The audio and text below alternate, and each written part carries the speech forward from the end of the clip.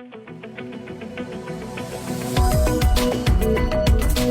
magic does not lie in itching to tell the story. It lies in attention to detail, playing it straight without taking sides. Hello and welcome to the program Strokes Gowhar Geelani. I'm delighted to have with me Victoria Schofield, a renowned author who has written 4 editions on Kashmir. The first book came in 1996. Welcome to the program, Victoria. It's great to have you here. My first question would be about the narratives on Kashmir. Usually there has been this perception in Kashmir that there are either the Indian state's narrative or the Pakistani state's narrative about Kashmir, but not a lot of writing has come from the native Kashmiris. But since the 90s, there has been some kind of a change with, if we start from the Kashmiri American poet late Agha Shahid Ali, and then Basharat Pir's A Curfewed Night, and now many more like Mirza Wahiz and other people are writing even fiction, non-fiction. So how do you think that still the gap exists, or you think it's a work in progress, or a positive change has been made?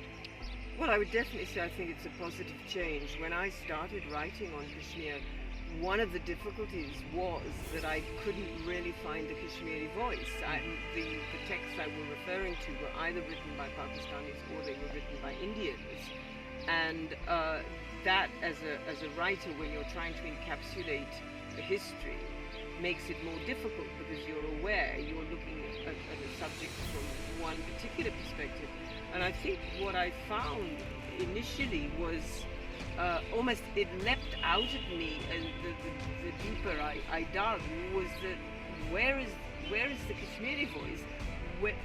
This is all very well hearing what India and Pakistan thinks about the issue, but I want to know what the people think. And obviously, as a writer and a journalist, you get that from reading other books or indeed from interviewing people. And so initially it was difficult, but I think as the issue with greater abilities, social media, etc., has come up, you do find people with more confidence feeling, this is my story, I want to tell my story.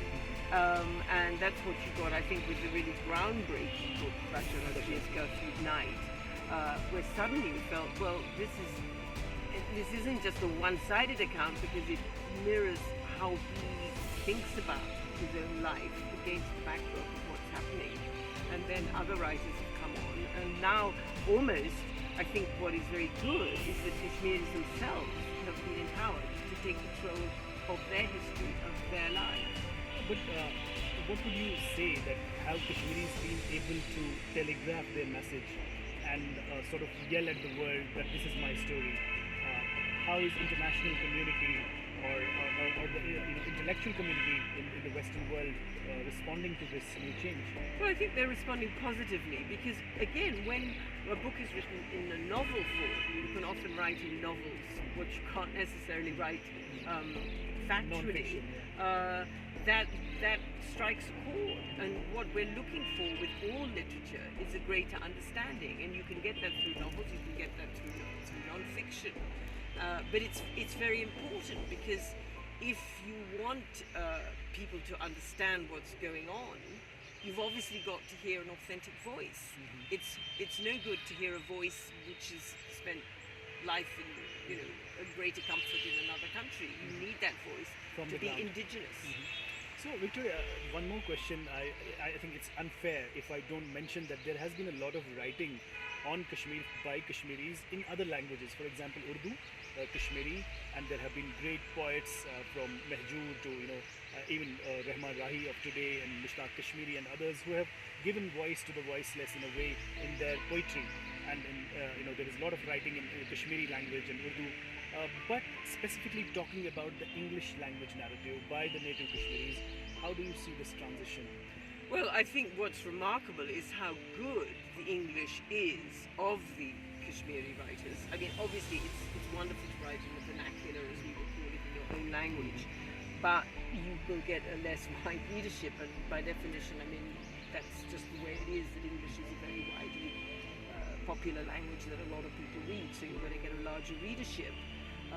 I think the quality that I've read in English from Kashmiri writers has been excellent. Because again, we're talking about a competitive market. I mean, it's nothing to do with Kashmir, but the industry is such.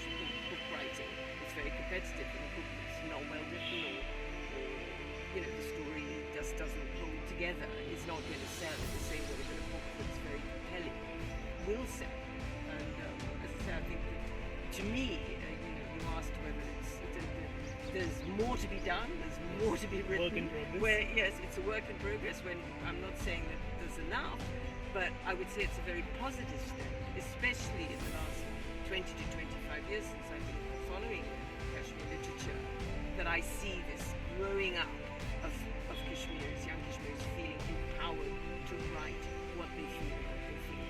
Also, one more remarkable or positive thing has been that there are a lot of women, Kashmiri women who are writing, like you have Natasha Cole, you have Mona Khan, you have Abdul Zia, you have Insha, and other Dr. Rumana Makhdoumi who have come up with their narratives just to give the women's perspective of the conflict. How do you see that? Well, again, I think it's absolutely vital. I mean, I would say this as a woman myself, in any environment, that we don't want books simply written by men. And I'm currently reading Michal Hussein's book, The Skills, where she's describing as a woman, this very unfair world, even in the West, that you live in terms of being a woman. And I think, for any region, you've got to have both perspectives. And that's, again, another work in progress, very positive change in terms of the literature on Kashmir. A very personal question to your, specific interest in Kashmir. What brings you to Kashmir more often? And you write a lot about Kashmir. What is this special connection that you have with Kashmir? Well, it's a special connection. I think when you're younger, you maybe go to places and you retain them in your heart and soul. And I first came to the Valley of Kashmir in 1981, and I saw this beautiful place with these spectacular mountains and wonderful people, wonderful hospitality. And when the Troubles began in the late 1980s, early 1990s, I felt, why I wanted to learn more about what was going on. And what I have learned as a writer and as a journalist is you're only as good as your own research. And so in order to understand, you have to be out there in the field yourself to take your own opinions rather than relying on second-party, third-party sources, because then it's diluted. And as writers, what one wants above all else is to be authentic. Whether you're writing a novel or whether you're writing a non-fiction, I think one wants authenticity, and you gain authenticity by coming to a region. And I really care. I have many friends here, and I really love the region and I love the people. So what would be your words of advice, if I were to say it in that way, for the young generation of writers in Kashmir who want to tell their story, narrate their story to the entire world? You're a eminent author, renowned all over the world. So what would be your advice to these young and passionate writers? Well, hold the dream. Men, go for it. I think one should not ever have an enterprise that you want to do and you don't try. I think it requires courage. It requires courage. It required courage for me to come here in the early 90s and leave my 3 small children. But if you don't try, if you don't put your hat in the arena, you'll never succeed. And I would always encourage people, especially people who like to write, who love the written word, because the written word is very powerful, and you can convey feelings. And in a way, it's also a very cathartic process for people to be able to feel that you are understood. And I think one of the biggest challenges in life in general is when people feel alone and they don't feel a fellow spirit, they don't feel understood. But I think if you feel that you can be empowered to put pen to paper or use a computer as we do now, new technologies, or new technology, then it's an outlet and you can gain greater understanding, but you can also feel that you've made some small contribution to the body of literature. When we talk about connecting to the wider world, wider literary world, I come from downtown, as I told you earlier. There used to be a tradition of shop front gatherings. Outside the shop fronts, you would be exposed to a lot of politics around the world. You would listen to the BBC radio, Voice of Germany, Voice of America, and know about all these brilliant authors from George Orwell to the modern authors. So these were the lessons you would get on the shop fronts. But obviously those spaces, those intellectual spaces, have there's a question mark because of this 3-decade-old conflict. What would you suggest to again to this new generation of writers with a lot of courage and conviction, with a lot of clarity of thought, and that will to do something and to tell this story, how to gain those intellectual spaces again? Well, maybe you should set up reading rooms like we have. The we have 1930s. book clubs. Well, also like in the 1930s, but we have book clubs, and encourage people to read poetry. Well, you're rather reminding me of when I was in Afghanistan some years ago, and a young man approached me in the street, and he said, could he talk to me? And I turned around, and this young Afghan, and I said, yes, hello. And he said, my teachers emphasize when we see a foreigner, we must practice our English because I am reading Chaucer.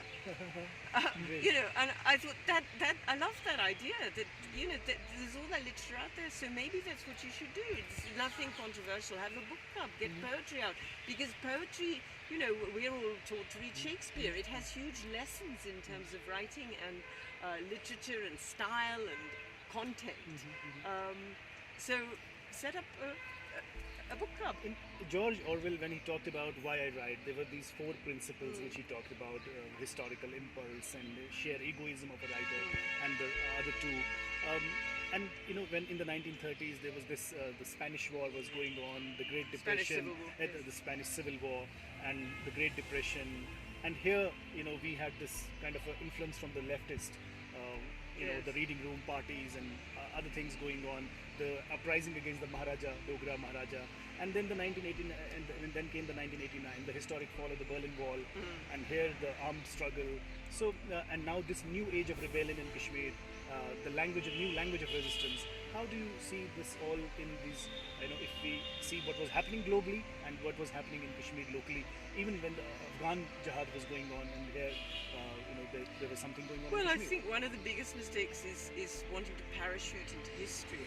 And speaking as a historian, that one wants to sort of start off with a particular date. And the important thing is both to go horizontally to look at the region as to what's going on, and also vertically to cause and effect as to what might have taken place in previous decades. Obviously, that is difficult in this soundbite age where everybody wants to just tick boxes and Instant understand coffee.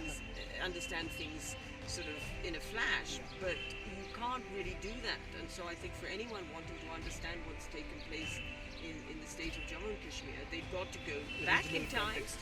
but they've also got to go across in terms of what was happening regionally. And you're absolutely right, the Afghan jihad played a huge influence, the fall of the Berlin Wall played a huge influence, and only by understanding can we really comment efficiently and authentically. And as I say, that's the key, is authenticity. So what makes you write? What are your 4 principles? Well, if you yes, that's interesting. What makes me write? A love of the written word. I grew up always wanting to write. The idea that somehow, even if you don't necessarily know, what you say may touch someone else's soul, and they may feel inspired, that they may learn something, and the desire to myself understand more. So, for every, Mahmood Darwish, there is Agha Shahid Ali. So, it was a pleasure talking to you.